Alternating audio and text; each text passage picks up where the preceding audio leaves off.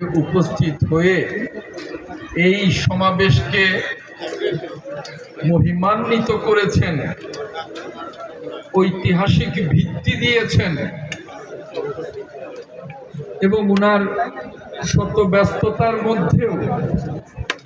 চমৎকার নীতি নির্ধারণী বক্তব্য রেখে গেছেন আমাদের সেই প্রিয় নেতা, বাংলাদেশ সরকারের মাননীয় স্থানীয় সরকার মন্ত্রী মির্জা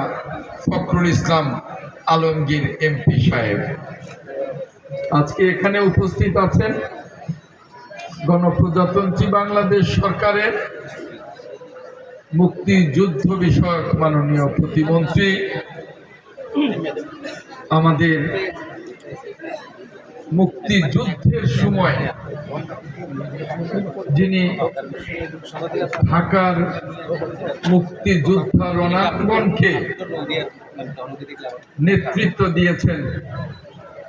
আমার অত্যন্ত শ্রদ্ধাভাজন, আমার সাথে খুব চমৎকার সম্পর্ক ছিল সেই বীর মুক্তিযোদ্ধা, ঐক্যবদ্ধ ঢাকার সাবেক মেয়র, সাবেক মন্ত্রী, শ্রদ্ধেয় মরহুম সাদেক হোসেন খোকা ভাই, সুযোগ্য সন্তান মাননীয় প্রতিমন্ত্রী ইঞ্জিনিয়ার ইশরাক হোসেন, আজকে উপস্থিত এই হবিগঞ্জের কৃতি সন্তান, আন্দোলন সংগ্রামে রাজপথে শত মামলা খেয়েও, হামলা মোকাবেলা করেও যিনি রাজপথ থেকে উঠে আসেন নাই, আন্দোলনে ছিলেন, যিনি জেলে থাকা অবস্থায় এই হবিগঞ্জের আন্দোলনে নেতৃত্ব দিয়েছেন। আমি ঢাকা থেকে সিলেটে এসে, এই কথা বলবেন না প্লিজ, ঢাকা থেকে সিলেটে এসে কারাগারে আমি যাকে দেখে গিয়েছি, আমাদের সেই প্রিয় নেতা, মহান জাতীয় সংসদের সম্মানিত হুইপ জি.কে. গাউস এমপি আমাদের মাঝে উপস্থিত, এই আসনের যিনি সম্মানিত সংসদ সদস্য আমাদের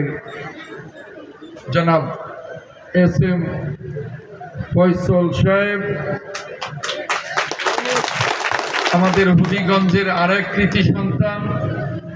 আন্দোলন সংগ্রামে অনেক আগ থেকে আমাদের সহকর্মী জনাব ডাক্তার জীবন সাহেব এমপি, উপস্থিত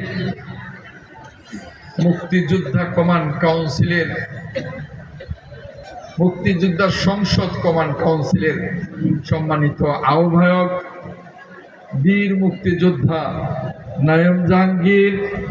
সদস্য সচিব বীর মুক্তিযোদ্ধা সাদেক আহমেদ খান,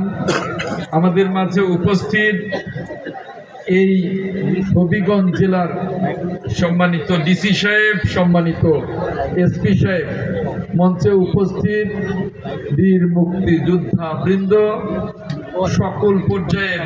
বিএনপির নেতৃবৃন্দ, আমার সামনে উপস্থিত বীর মুক্তিযোদ্ধা বৃন্দ, সুধী মণ্ডলী, হবিগঞ্জের এই আসন সহ বিভিন্ন এলাকা থেকে আগত